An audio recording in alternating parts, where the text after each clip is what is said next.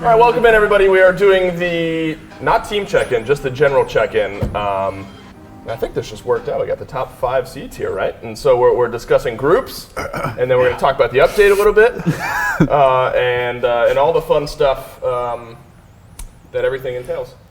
What's good? Do we all have to do this? You're sitting with good posture, that's all. That's actually very important. It's easy to do when you're sitting in one of these SMITE Max chairs. It's fantastic. Great posture all the time around. Let's just start off at a very high level here. Group expectations, because I feel like I've seen a lot of discussion on Twitter, Reddit, whatever it might be, about how like Group A feels like it's just so much harder because it's Levies, Kings, Dragons, and then the Valkyries, and then Group B, Bolts, Titans, Warriors, and Scarabs.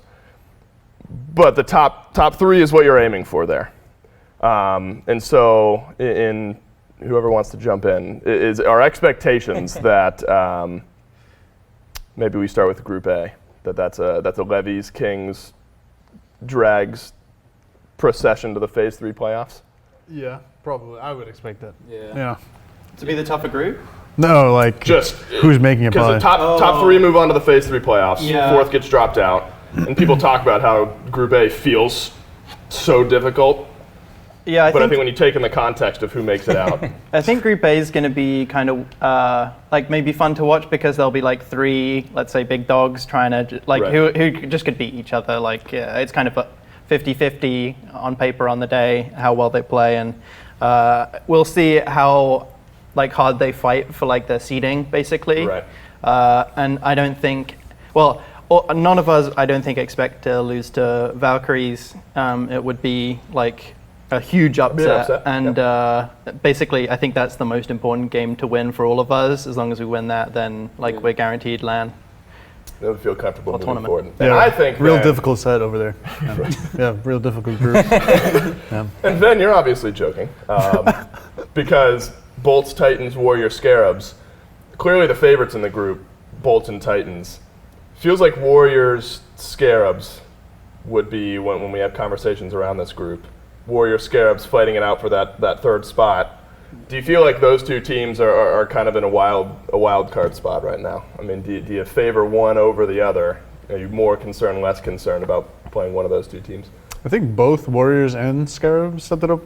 I would say both probably doing good. Scarabs took 3 games to everybody, right? Yeah, it's also interesting how many best of 5s have those teams played this year as well. True. Good point. Yeah, so we'll see how they play in like a best of 5 format. Because like maybe like a team like the Warriors might do better in best of 5s because they have a lot of players that played best of 5s and they know how to prepare for them and stuff. But I mean, you never know. Like Scarabs could just come out of nowhere and be really good. Same with the Warriors, but we'll just wait and see. But 5 games definitely makes the. Yeah.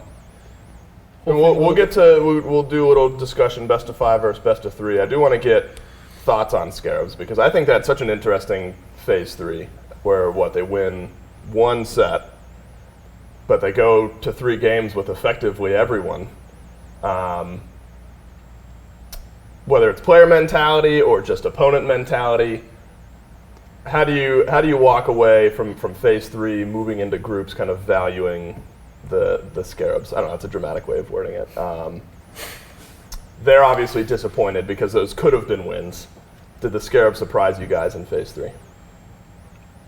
Okay, I'll go first. They didn't surprise me at all because I make fun of them a lot because on Twitter I feel like multiple people of them say they just throw a set every time they lose, and it's like they've been losing all year, nothing's changed, and they just say they throw. But the thing is, jokes aside, I do actually kind of root for them, and I think they are getting a lot better. I think Scream made them, like leveled them up as a team, and they can win games, and they're kind of fun to watch because there's not really a team that just like demolishes them every time. They always like have a couple things going for them in every match, and it's kind of fun to watch them, and I do kind of root for them, and I kind of think that group, with Warriors getting a lot better recently too, is going to be a really fun group to watch because like both Warriors and Scarabs can play like super spoiler for the other teams, and they could both make it, if they get the right head-to-heads.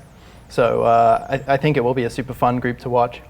Yeah, Roar, I want to hear from you on this group because, Ven kind of threw gritted teeth, I think agrees with Twig. The Warrior Scarabs kind of throw a wrench into the mix. What's your take on Group B? Yeah, I think it's a good group.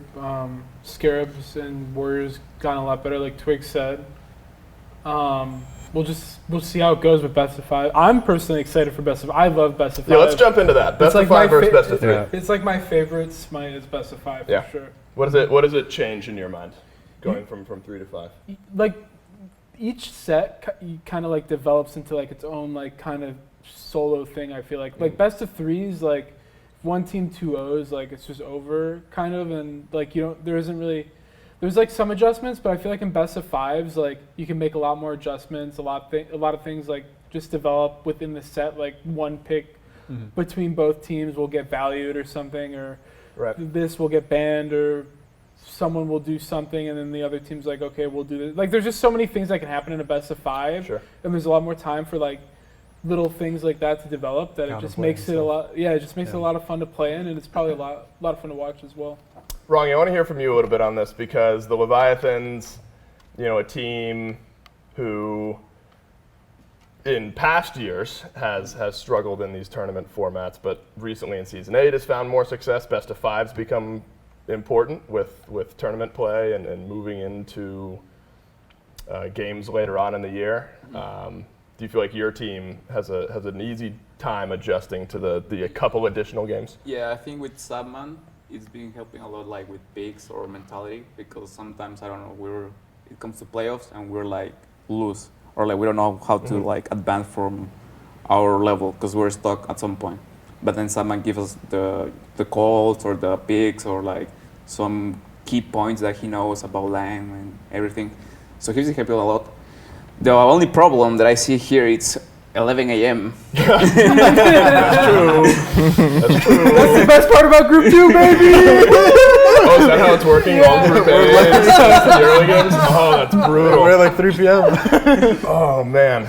Yeah, no kidding. All right, so 11 a.m. for the Leviathans. I don't mind it. Okay, all right. You're in the 11 a.m. pool as well. Yeah, I don't mind it. I remember in Season 6, Ben can test this, I would before our games, because I would always fly out because I didn't actually live at the house, I would always fly out, and before our games I'd just like stay up, and I'd probably get like 4 or 5 hours of sleep before every like set.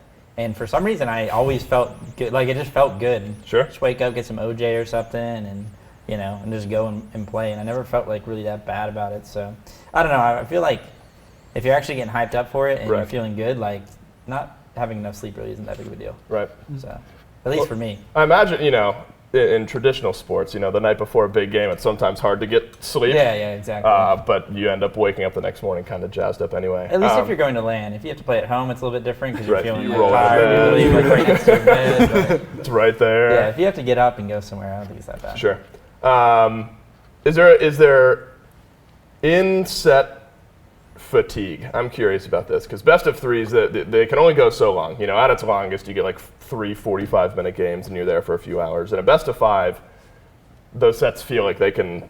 That's an additional hour and a half maybe that get added on with desk time and all that. Is there in-set fatigue with additional games in those sets? In my opinion, I don't know. Like for me, as a spectator and as someone like outside of the game, like I get fatigued watching people play. Like if it's like a long set, but if like I'm in the set myself, I don't even think about that. Like you're just like, let's just keep playing, baby. And then after the game, you're like maybe like a little tired from the set if it goes long, but like during the set, I'm usually pretty good. Like I feel like it's a lot similar for everybody, right? I don't know. I personally think fatigue's like a factor, and the games kind of go one of two ways, which is like not devolve, but like people play a little bit more scrappy, a little bit more sloppy, and it's important to be like, I think the old SK who turned into PK with like Zap, Paul, like those guys,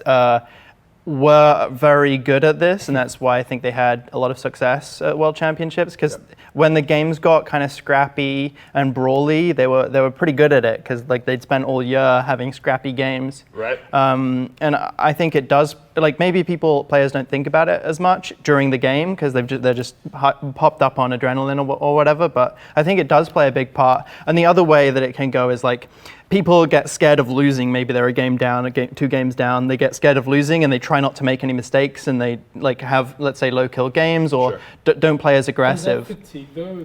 That's just more mentality, right?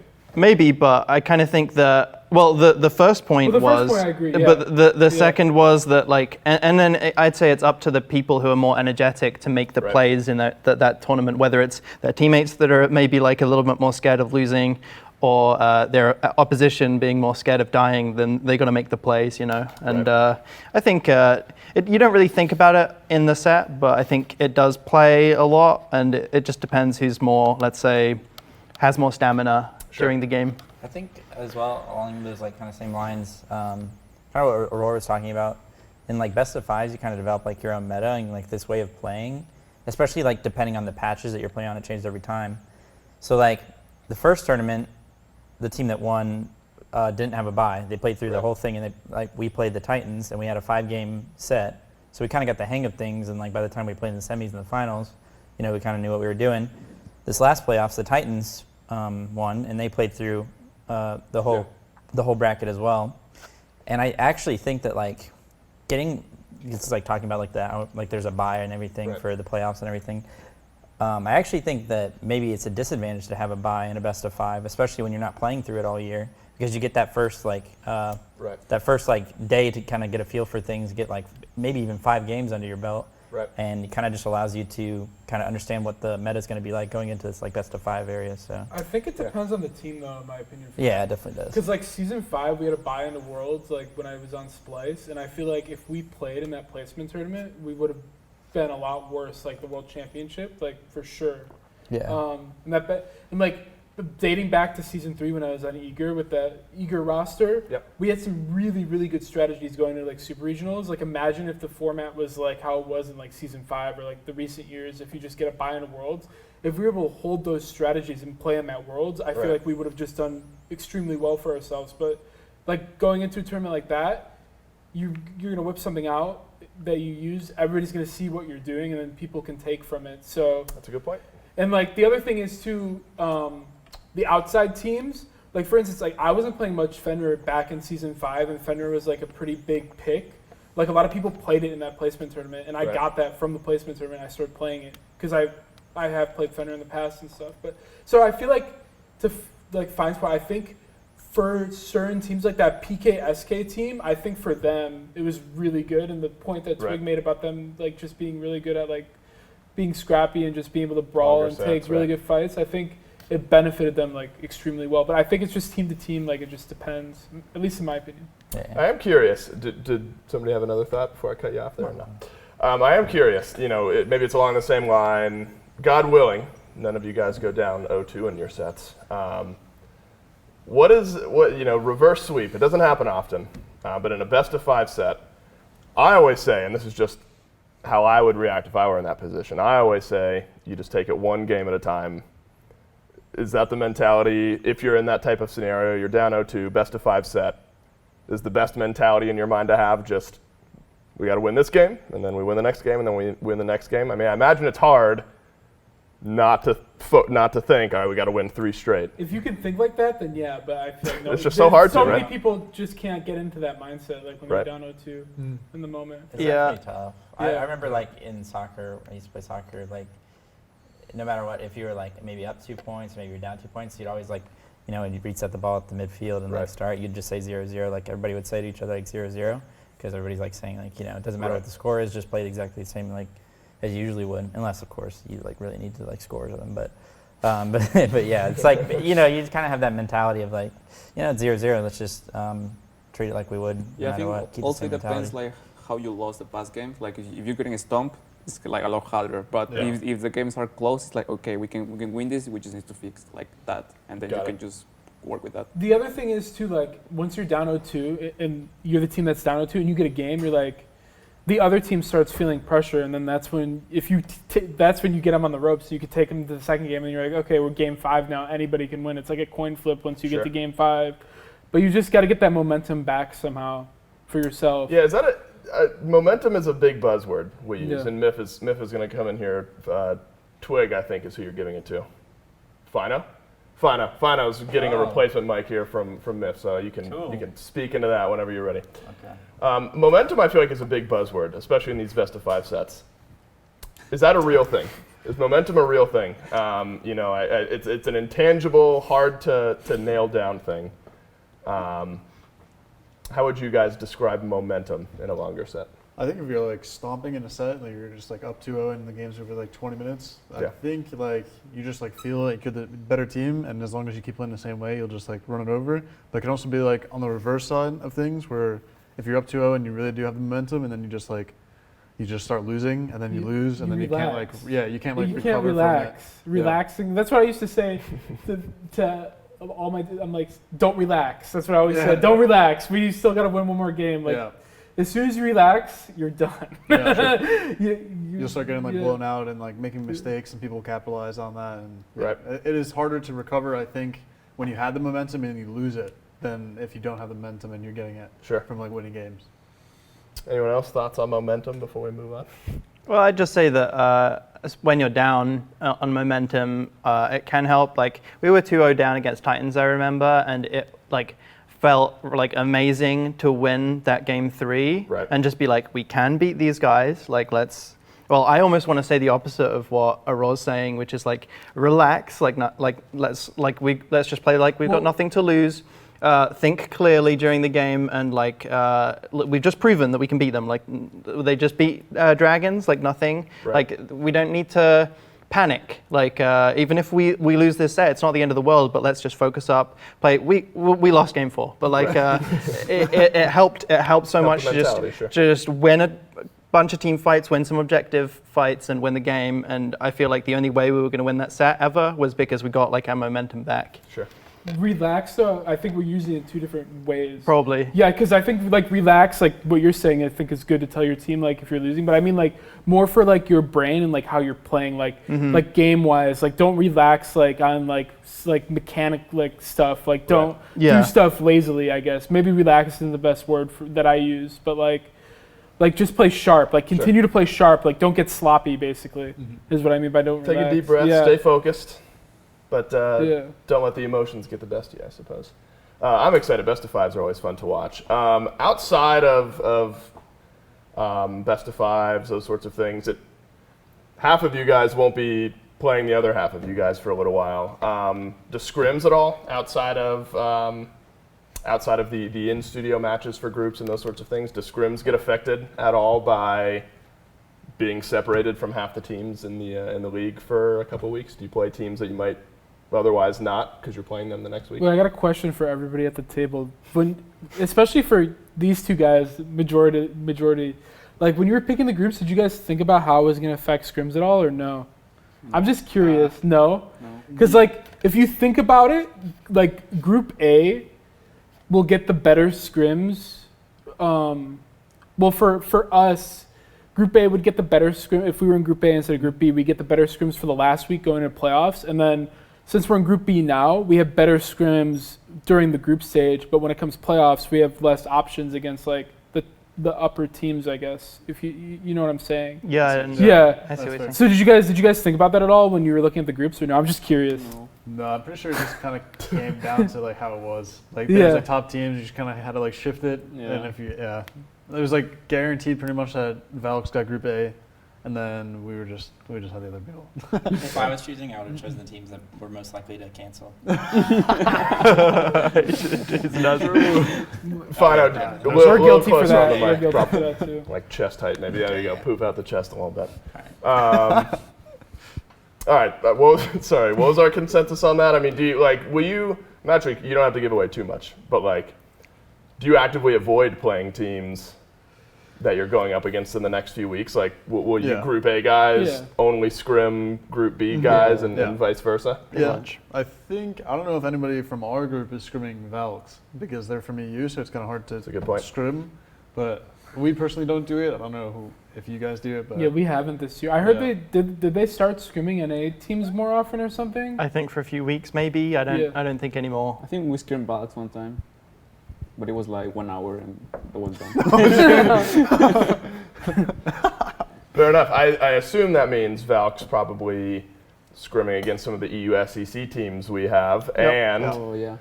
that was, I want to talk about this SEC land a little bit. I don't know how much you guys got to tune into it, but we're talking groups and moving forward into playoffs, qualifiers. We're looking a little bit further on in the year. The top 2 teams from the EU and NA portions of our SEC land are qualified into the qualifier portion of the Worlds. You got 3 different tournaments to go through. Any team stand out? Anything stand out to you guys from the SEC squads? Did anything surprise you? Yeah, Cabrakan mid. We loving that. We loving life on Cabrakan mid. I think I heard somebody ask you about Cabrakan mid, and you gave it a resounding no. That's something. It's something.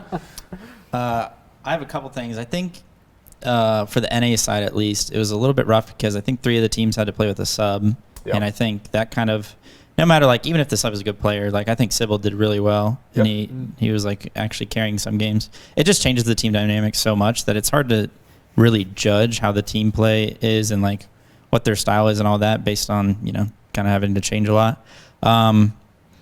But it was definitely entertaining, and I thought they had some interesting picks and stuff like that. And also something that I kind of realized, I don't know when I realized it, but maybe just right now, is that there's a possibility that the 2 teams that don't make it to the playoffs, there's a chance that if it's our team or if it's a team somebody else's, there's a chance that they aren't going to play some of the other SPL teams, like the teams that make it to Worlds the rest of the year. Right. So there are 2 teams that are going to not play some of the other SPL teams for the rest of the year, which is pretty crazy to think about. That maybe it was the last time we faced up against this team or something like that. So that's pretty interesting. I think. Cool thought. Yeah. Thank you. Spot on there, Fino. And excellent mic usage, I might add. All right, so group stage is coming up, best of 5s. We're doing that for a couple weekends, then some downtime, then playoffs, bouncing back and forth. All of this will be played on 8.10, which I think we should chat about a little bit here on the back half of this segment. Let's start off with a big one. We don't have to do a full God breakdown. Kleena, how I've been told we actually pronounce it, has been nothing short of obnoxious to play against in my games personally. Do we as a group think there is not, might potentially be competitive viability for the new God in upcoming matches? She's fine. I think so. And that's all that matters. I don't think she has CC immunity, right? No. But She has no CC immunity. Yeah. Unless you go into a wall. And you Yeah, get if you're no CC vibing on the but wall. it takes a couple seconds. Yeah. That's a Yeah. cool thing. I think she'll be competitively viable. Her scaling is pretty good. She has 4 damaging abilities. Actually, I guess 5 because she has 2 charges of her ult. She has a dash. She has a gap close. The only thing I think is that she doesn't really have a good way to blink. She can blink on somebody, but she has no instant CC or instant threat really. Besides, I guess auto attacks and damage, which can always be good. So, but yeah, I think she'll be viable. I also think she's really cool and really fun. I'm really happy with the design of her. Smooth. Yeah, very smooth. That's exactly. Can you it. blink out of the wall if you're in? I don't think you can blink out of the Because wall. you take damage, Yeah. Oh, it's true. so you can't. Yeah. You're not You out can of help combat. out. Yeah. True. And you can dash out, and it dashes pretty far. Yeah, it's a farther longer than, dash. and it's pretty cool. You can cancel her dash. You can cancel her one, which is really smooth and cool. And yeah, I like her a lot. She's definitely a big upgrade to Charybdis. No offense. The thing with That ain't me. the thing with that god though, I feel if she gets nerfed at all, damage number wise, she's just gonna be bad. Right now, Yeah. her damage is so high, so she feels really good to play. Mm-hmm. But as soon as they tone her down, she's probably not gonna feel as good. Yeah, I was gonna say I haven't actually played her, but I've watched her being played a lot, and I've seen her in my games, and she's kind of a weird god because when you make a character that doesn't really have much hard CC at all, I think she's got a silence and Yep. the invis hits one person, which isn't really that good in competitive.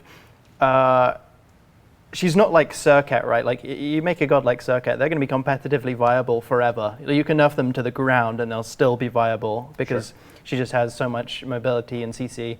But like you make a character like Cleaner, and if her damage numbers are literally just not high enough, then she is worthless to a competitive team. I mean, she'll probably fulfill the role that like Camazotz does, right, or like maybe Set does in the jungle, which is does a ton of damage. It is what it is. Right.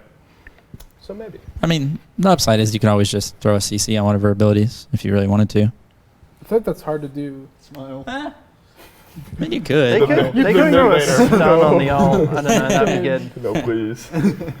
Just double stun somebody. Yeah, so they get stunned inside the ult. Perfect. I love thinking about that. I'm glad. Good ideas bouncing around here. Yeah, you guys heard it here first. Big stuns coming for Kleena.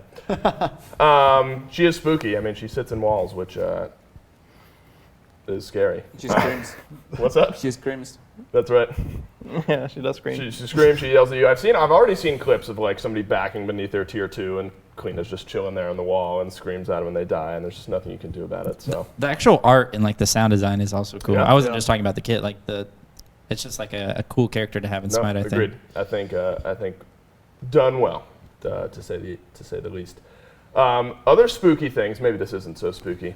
New map mechanic. We're adding mist in to the map. That's spooky. Potentially spooky. I don't know how much you guys haven't scrimmed around any of this, played with any of this. Yeah, I'll take this one. Has the mist felt impactful at all?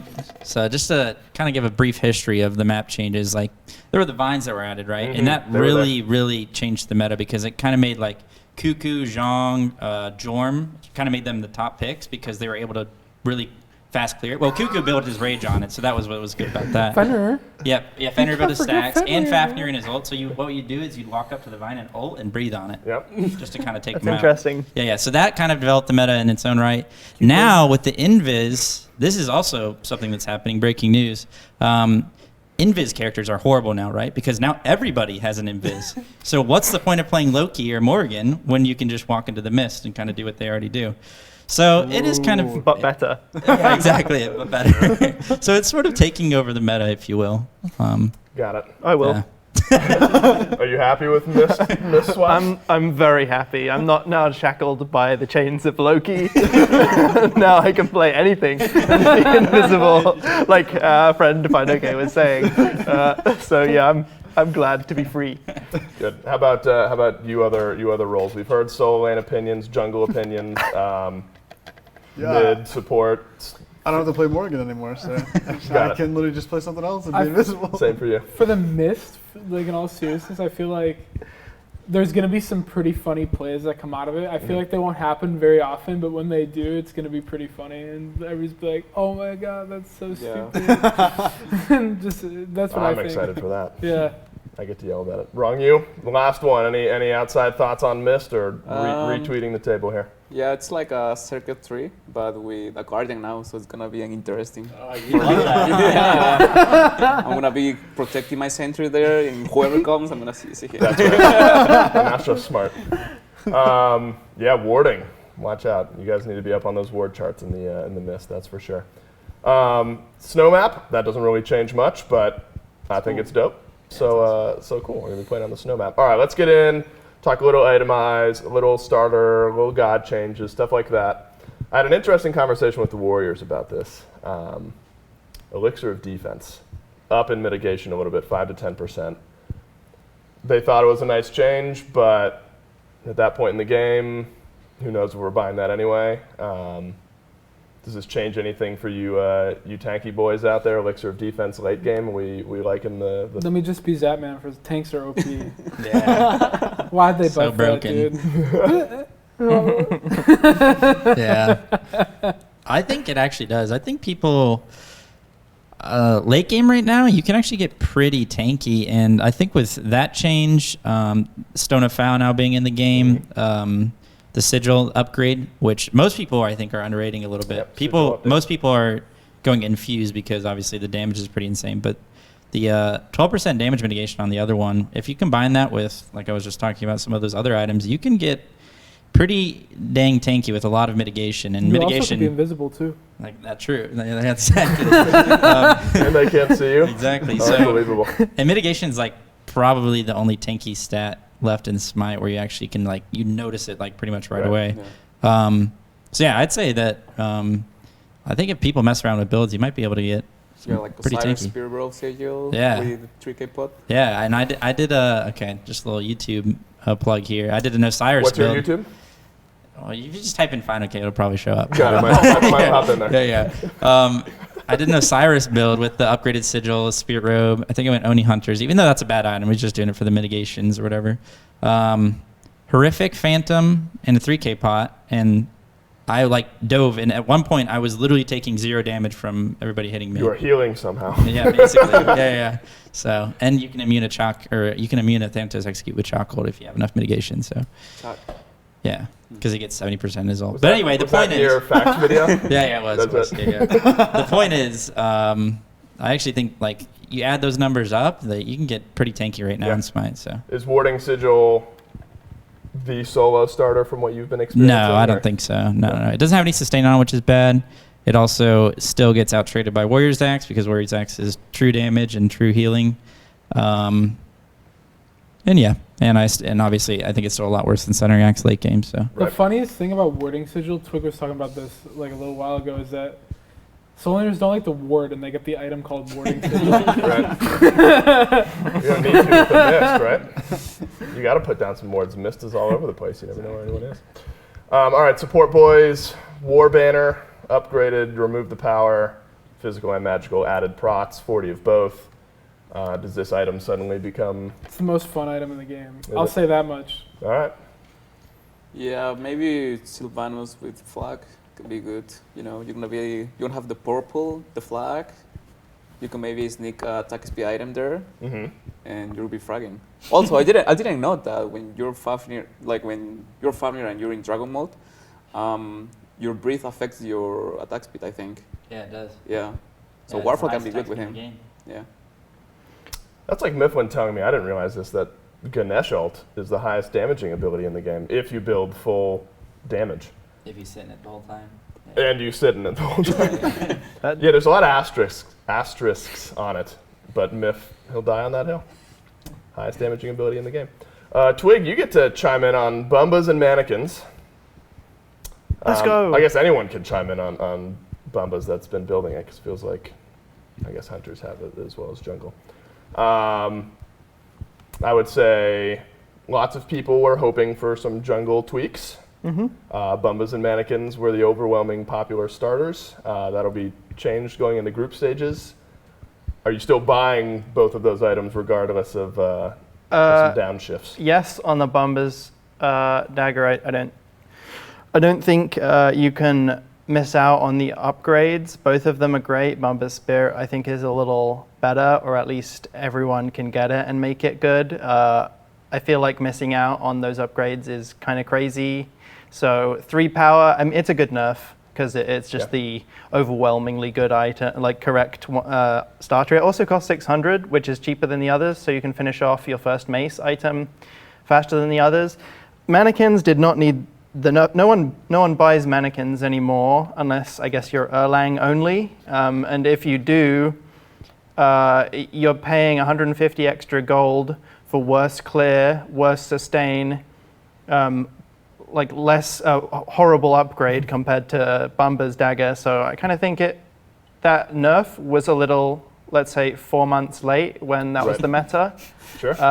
And they should revert that, because the only identity that Mannequins has right now is Scorpion and Objective Control, and they're like taking that away. So now it's basically a auto attack mage only item, I think. Right. I guess I was going to ask if you feel like that shifts the jungle meta all that much, but we've kind of already shifted out of that a little bit. Kind of final starter item that got tweaked.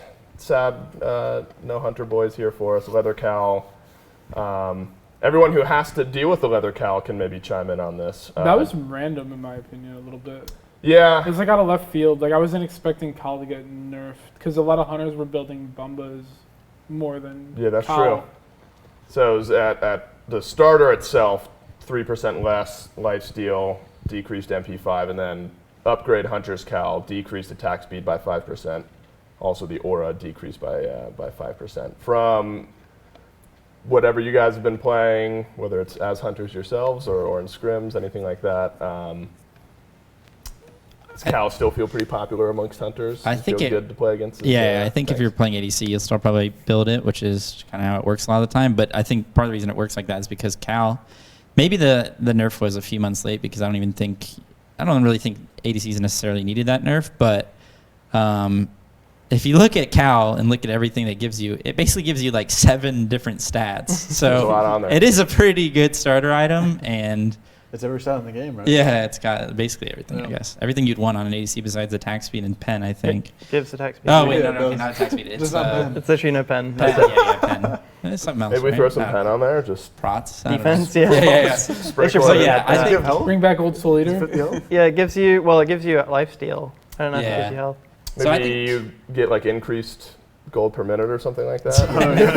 I guess. That might be pretty sweet. Oh, crit. Doesn't give you any crit. Yeah, no crit either. But yeah, I think if they were with that change, they maybe should have buffed some of the other ADC starters or Sure.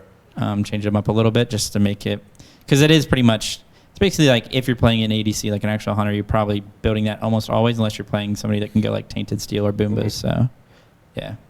What would the number? This is total theory crafting. It has nothing to do with the update we're playing on in the groups. If you were to put every single stat in the game onto a starter item, is there any number like 1% in every category where that item wouldn't be broken? Like if you get crit, lifesteal, attack speed, If it was 1%, pen. it would be bad. I think. Right. Yeah. 0.1%. We got right. So yes, Just like keep going. 0.001%, it would be the worst item in the game. Yeah. All right, we're gonna call it Dolson's dagger, and we're gonna put it in the game. It's gonna have every single stat on it, and it's gonna be the best item in the game. All right, last couple items here. Pridwin, Spectral armor. I'm curious about Spectral. No longer reduces damage from magical critical strikes. Oleron and other, I guess Oleron maybe mostly is the one affected by this. Tank fellas who are building Spectral, how do we feel about Spectral now? And anyone, do we think Oleron is suddenly viable We're because of this doomed. change? We're just gonna get fail not crit by Cook-Wolf and That does sound pretty The bad. biggest shift in group stages is Kokulkin fail not. Imagine if that like it shifted that much. Like, okay, now fail not's broken because now our magical is like everybody's building it. I guess Oleron becomes the topic there. Yeah, But- I think he's a lot better. Like Sure. I think that was probably the biggest thing, not the biggest thing holding him back. Obviously, a lot of like he was pretty decent last year and maybe at the beginning of this year. But a lot of times it just kind of comes down to the meta and like characters like Sobek, Jing Ten, Guan Yu are being played, and all of them have like long duration CC immunity, so Oleron just gets run down in his ult.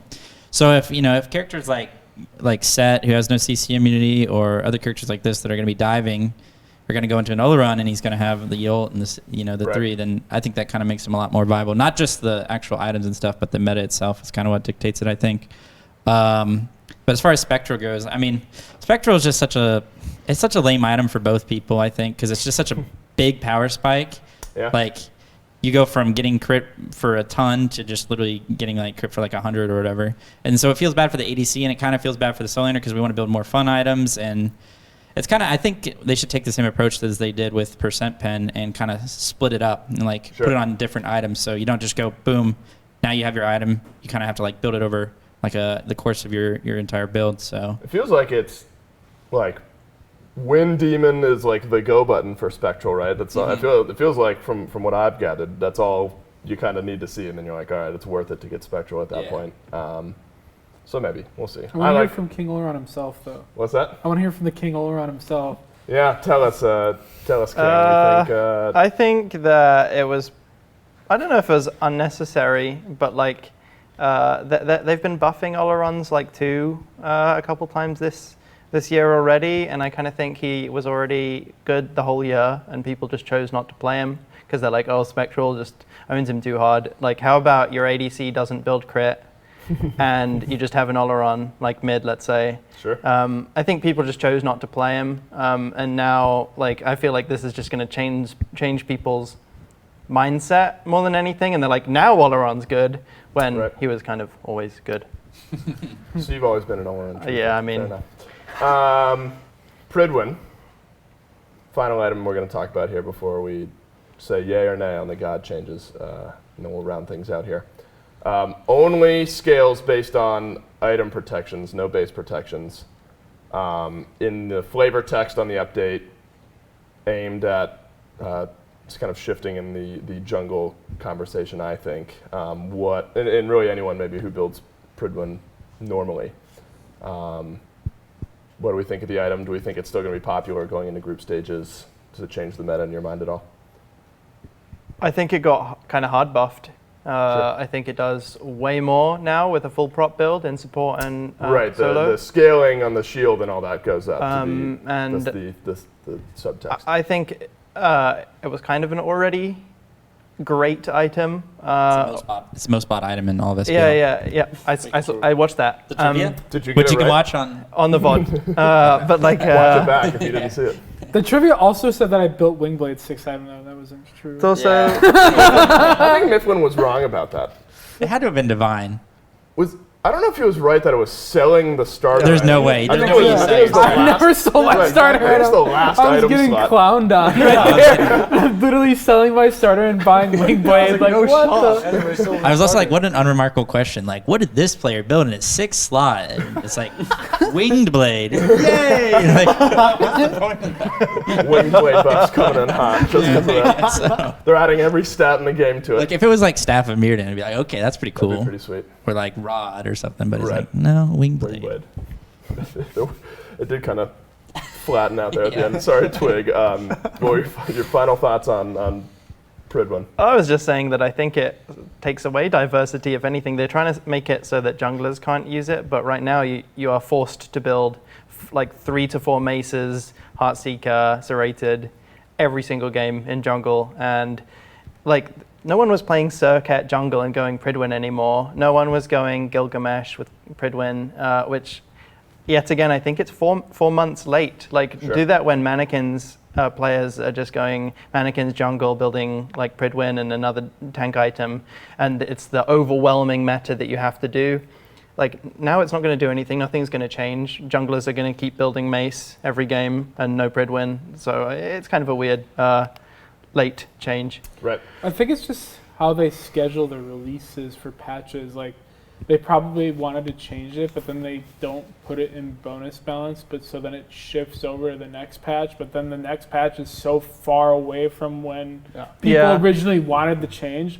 Like, for sure with the Mannequin thing, that is the case 100%. And even with Pridwin as well, like, Mannequin was like so random they just nerfed that because everybody in the game was building Bumbas like after it got changed. But like Mannequin was talked about a lot like back a couple months ago, and I think the way they did it was just how it ended up, which was just kind of weird. I think it takes a lot into like the casual player base because I think a lot of casuals still think that Mannequins is OP. Like I get DMs all the time, like how do I deal with this? And there'll be like a screenshot of like a Conquest game where like all the enemy team has Mannequins, even like the Sylvanas support or something, and they'd be like, how do we beat this? And I'm just thinking, play like you normally do, and just it's not that crazy. Play like, well. Make correct plays. Actually, it does sound like I'm complaining a lot. I think Pridwin is a lot of fun. I don't mind to see it, like, let's say, changed or buffed. No, it's really I think as a tank, even if I play off-roll or whatever, it's a super fun item to build. I don't mind seeing it get a little better. Yeah, it's really fun. I think it's really fun for carries too when they just get that damage just hit on their head. And I have to break that shield and then I take damage. A whole from breaking the CC, shield. it's kind of like Well, that's on you. Thorns Don't all hit over him. again. Run away. When they're It's under. I don't even have to hit him. It's the and it'll still best. do damage to me. That's true. It's the best, like against Haddix. I literally missed my Ares ult on purpose to get my Pridwin shield to kill him when he was Cthulhu in the last game we played against. Cause like it was actually OP. You almost lived. Yeah, I was gonna die. I'm like, I just have to ult. I'm thinking in my head, I have to ult and get my shield or I'm just dead. So I just ulted nothing to get my Pridwin shield. Imagine that, dude. It's just you're 1 HP and then you land and you have like a whole extra. I was like, oh, nice. This is good. That is good. Bulwark's been popular. Nike's been popular. We love shielding. Shield, smile. All right, let's do rapid fire here because then we got some Q&A. We got 1v1s, a lot of fun stuff still to go. I'm going to say God, I'm going to say how they got changed, and we're going to give yays or nays on whether group stages and moving forward still viable. First couple feel obvious. Tiamat is a little less tanky, and the onslaught power scaling went down. We're still seeing Tiamat in group stages and moving forward beyond that. Doe. Yeah. Ray. Yes? Yeah. Yay. All right. Yay. Yeah. Yeah. Is that a hesitant yay? Yeah, like I don't know if she's first pick, first ban anymore at all. Like she's just played and not Sure. like that. What's the word? Suffocating, I guess. Got it. All right. So yays on Tiamat. Her minions are not one-shotting phoenixes anymore. That is good. Hate that. Raijin, his ult, scaling on his ult went down a little bit. We still seeing Raijin. I don't know. I Maybe. He's been nerfed 2 times in a row now? 3 Yeah. times? Thank God, that guy's been in nerf for 4 To years. be clear, power scaling on Taiko drums 50% to 40%. Yeah, I just remember Shinto complaining about that god, so probably he's bad right now. They also nerfed the base damage of his ult pretty recently, right? I think it might have been. It was like before that. 120 to 100 or something. Yeah, I'd give him a nay. I think a nay. Yeah, I think he's Interesting. starting to fall Stupid off. drum god. Every mid laner hates playing that god anyway. Yeah, so that's they're probably true. happy. Sucks for Shinto. He won like 9 games in a row on it or something, so maybe won't have to play it anymore. Interesting. So maybe nay on Raijin. Sylvanas has been a yay. Slight Sylvanas change, passive upgrades from used to be 20, now it's 17. That's a big buff. Yeah. That's a That huge is buff. crazy. That guy was like first picked Yeah. all like last week and stuff like that, and then Yep. he got bumped. He got better. He got better. So he overshot. He was so bad Going he's being back to first that. picked. Yeah. So let's bump him. So yay on Sylvanas. I think, Yay. yeah. If you the level 17 thing is huge because if you're like grouped up with your team, which you should be at that point, your cooldowns are just ridiculously low. If you That pick up god your is seeds. so much fun though. With Yeah, that. yeah, it's Like, a cool change. If you haven't played him yet, and everybody in chat, did you go try him? He's so much fun. Like, just like it'll probably get changed eventually. You got to take advantage of it right now. 'Cause it is just fun to use for sure. With mannequins, right? That's what your Yeah. viewers are saying. I Mannequins might as on. well. Mannequins are kind of sick on him. Charybdis, I don't know. They're like passive physical power went up, DR went down, or DR item damage reduction down. Oh yeah. Charybdis got buffed. Zap played Charybdis once. Yeah. Hopefully I don't see it anymore though. So Ronngyu hopes nay. What do we think though? Do we think yay I think or it's nay like for fine groups? buffs for her, but I Do we don't know. think Maybe. enough to bring her into the meta Yeah, for groups maybe, and I don't world? know. I'd say I'm gonna yay. I'm gonna give her a yay. Yeah. She's a weird character, is all I'm Yeah. gonna say, Sure. and not in a bad way though, in like a weird way. Has a Unique niche. style. Has a specific role maybe. I'd say weird in a bad way. You hate I'm it. being diplomatic. Yeah. All right, so maybe I don't know. I laugh at this one. Kernanos, his wild hunt deals damage to minions Oh, that's and OP. jungle camps and Yep. bosses. Yep. We saw Nope. no Kern like ever. Yep. Yeah. Now there's just damage. Yep. Nay. You can now multi waves. You can ult in clear waves. When you're losing horribly. It's fine. You're losing anyway. You can ult to secure Draugr. I think that's a big buff. And steal gold fairies and fire giants. Exactly. You can Actually, literally you turn know everyone what? into a pig and then steal it in front of them. And scorpions. Dude, what if you could turn Wait a Fire second. Giant into a pig? That'd be cool. It just moves around. It just leaves. Just leaves I'm the done now. I'm done. pit. Stays the pig forever. That would be hilarious. I hope that's how. I mean, it's not, but I hope that's what it does. Does anyone remember that one charity event where Pon was spawning chickens? Yeah, the big yeah. chicken. Yeah. Classic. All right, so Kernanos. No. Olarun, we've talked a little bit, got a buff. Twig says Olarun has always been fine, but maybe the meta around Olarun is sort of what dictates things. Do we think maybe this buff plus the meta that we're looking at with other changes in 8.10 for groups and moving forward, do we think Olarun sneaks in a little bit? Yeah. I'd say yay. Yeah, I think not everyone wants to really talk about like because he hasn't been played like Sure, at all, and I think it's like Maybe. We'll leave it in a maybe if we don't want to. It's probably like a team that people might be experimenting with or whatever. a good point. ADCs or mids specifically, and it's like, well, What I'd be about surprised if we Mike's don't see it, just because it's kind of like Sol, that it has like a lot of early pressure. You can go mannequins, and when you've got a god that has pressure, it makes it very easy to be viable. Sure. So, Got we'll it. see. We'll see. But Lightning round. more viable than it used to be, at least. This one's kind of interesting. So very simple for Vulcan. Ult cooldown decreased, so you can just kind of heave it out a little bit more often. Absolutely OP. Incredible. I can't tell if you're kidding or not. No, You're so good at you're so good at that voice. Oh, I hate that character, man. I'm pretty Stupid sure if he made his ult like just a regular ability cooldown, he maybe still wouldn't even be that good. Dude, the chance that you hit that ult is like, it's so low. But now you get more chances. True. You can do it more. You get to watch people miss more. That's good. Dude, the best Yeah, right. Vulcan More play chances to miss. is when you're in arena and you poke them out, and as they're walking back into the base, you ult in their base and kill them. That's the best feeling as Vulcan. So That's arena, awesome. yay. That's the arena change. Group stages, maybe not. Agni actually received, some I don't know how we officially worded this. It's for item We'll call it a procs. Yeah. For his ult, that's why it got changed. Right. Noxious Fumes, you get some extra damage on that if you hit the stun. Flame Wave, mana decrease. And then his ult costs, 10 mana or something like that now for item synergy. Yeah, I think they reduced the flame wave because of the ult, because they added Right. mana on the ult. Is Agni good? Do we think? A lot better. I think his 1 does like burst damage now. Yeah. I think he's a lot better, and he's it just a helps him. character with a million damage skills Mhm. and no CC immunity. So it's like it's a toss up. I think it could be like a niche Sure. mid pick now, which Got it. should be good. Fineokay. Mulan buff. Training time, I guess, if I'm going to be general about it, decreased. I think that's actually a really good buff, but but I don't think she's really that viable in solo. I think she's pretty easy to gank. She kind of doesn't, in my opinion, doesn't really have the payoff late game. I think you're like, not only is your damage not really that confirmable or that reliable, your CC isn't really that reliable, and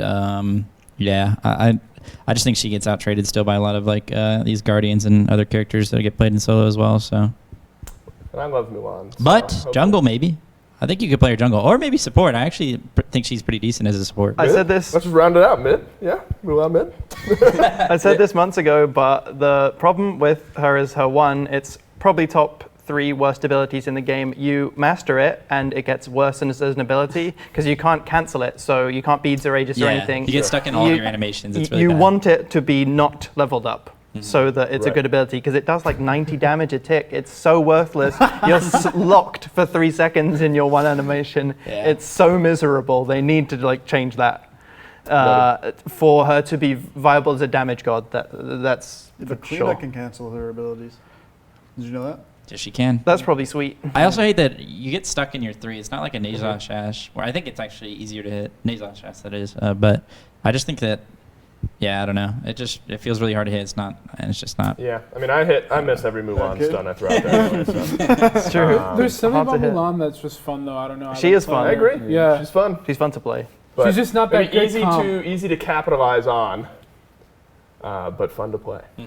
Yeah, I think you can overcap defense with her ult, right? Yep. Yep. And Pridwin. Yeah. My And you can computer, get Pridwin on her, which is good. computer died, but Ama buffs, Achilles buffs were the last 2 there. We were already seeing Achilles a little bit, right? Ama maybe like once. Where's Nika? Yeah, right. Where is it? Yeah. This always comes to mind. Are we expecting Amas and Achilles to overrun us in games moving forward with the changes that we've seen there? Nika's probably doing a dance right now, maybe. Yeah. No, I don't think Alma really has a great starter item right now. That's one issue I think she has. But they buffed her damage mitigation on her too, and Sigil has damage mitigation. I was just talking about it earlier. Clever. There's some synergistic builds you can build here, which you can find. No, I'm just kidding. If you can, feel free. No, but I actually think that is a pretty nice change for her, and I think you can mess around with those builds, and it might be pretty viable for her. But like I said, I just don't. I mean, even Sundering Axe isn't. I don't think that great on her. On auto attackers is just not the best. But yeah, I don't know. I think that maybe the only thing really holding her back is a clear starter item choice. So yeah. Sure. Well, that's all the big 8.10 swaps. We'll do final thoughts here from the gang on maybe which role you think is going to be strongest moving forward, which got the most changed, maybe expectations for your individual role in the group stages. Aurora, we'll start with you and head on around. What do you think about support? And tanks are so broken. I mean, you're happy about it. Yeah. The big tanks old are just grin. OP. Got it. Fino? Retweet? Yeah, tanks are. I agree with Roy. Who agrees with Zatman? And Zatman's always right. Never been wrong, not even once. Ven, what do you think about mid moving into group stages and beyond? Yeah, I hit creeps. That's you do it well. You can clear waves. Yep, that's my job. Just not with Tiamat or Raijin anymore, right? No, maybe Tiamat, maybe not Raijin. So you hit creeps, sometimes tanks, but they hit back. Also take my jungler's farm as well. Got it. And so besides getting your farm stolen by mid, what's jungle looking like for you in 8.10 and beyond in groups? It looks phenomenal because they've changed the map basically skin, and I think that's such a great thing that they've done this patch. I think it makes the game feel more fresh, and they didn't even do anything. I love it. Like they didn't change the layout of the map. I would love to see more of that. I think the idea of like map skins or it just changing from year to year or every few months would be absolutely amazing. I do like the little lanterns. I think there are more opportunities to have more fun with the map. I think those are the two overwhelming fun parts of the map that just like make things feel more fresh. I think it would be cool if they were default on the ground now. I think that would be more fun. Yeah, maybe. They start as mist? Yeah. So you don't have to hit anything. So yeah, the lantern. I actually think those are two huge changes that make the game feel so much more fresh and have like that's it. And the item changes I feel are a little late for what they're trying to do, but like. You think jungle is in a good spot to impact the game? Oh, you have impact. That's for sure. Is it good? But like, you have impact. I have to ask. I think there's a happy middle ground between Summer Split and the fairly monotonous meta that happened in the jungle in Summer Split, and in my opinion, just as one-dimensional jungle that you're forced to play in the full split. I think there's a happy middle ground where you can play mages if it's a perfect game for it. You can play guardians if it's a perfect game for it. I hate the idea that the only thing you can do is either one-shot someone late game or get one-shot yourself, and that's it. That's your job. And I think that's pretty lame and one-dimensional. A lot of jungle 1v1s at the end of the game, that's for sure. Absolutely, yeah. It's often who can win the 1v1 level 20 with 6 items that can get you a fire giant, it can get you a phoenix, it can get you a bunch of stuff, and it's like, that is super one-dimensional, in my opinion. And it doesn't add to a team fight, really, so, yeah. No pressure on you to win those 1v1s, by the way. That 6th item, winged blade at the end of the game, by the way. Ronngyu, we'll round out our check-in here with you. Aror touched on support a little bit. What do you think about support in group stages and beyond? I think when it comes to like important events like group stage or playoffs, you can play, I think, whatever. Because when you play something new, it's what impacts, because people are not spectating. It's like, oh, okay, this guy's going to play Jimoyo, this guy's going to play Fafnir, and the team is prepared for that, right? Yep. But if you go with something new, or like, for example, I can say, I don't know how to play against Arachne because I haven't played against her in a while. So, just maybe a little tricky picks in lane, hopefully. Yep.